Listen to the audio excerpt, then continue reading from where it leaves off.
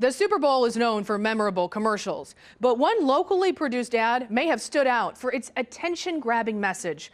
Our local chapter of the National Council on Alcohol and Drug Abuse bought a spot during halftime showing a teen overdosing on heroin. Right here, his mother finds him dead in his bed.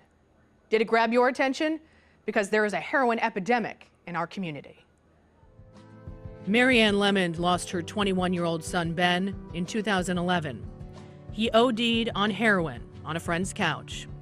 It took more than a day for someone to notice he was dead. I think people assume that this happens to people who, don't have any involvement with their kids. And, we were big about having dinner together and going to church. In St. Louis County, there are more heroin overdoses than homicides.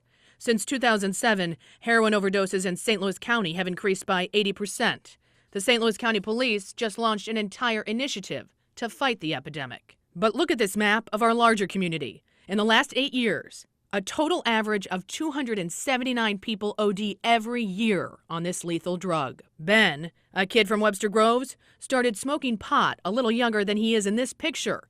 In 6th grade, he started the heroin in his teens while at Webster Groves High School. Probably the first sign I had was that some of his longtime friends weren't his friends anymore. The NCADA says the problem is happening with younger and younger kids, and many of them are from more affluent families, and they're getting a fix for $10. That one hit begins a struggle with demons that last a lifetime, or until the demon snuffs out the life.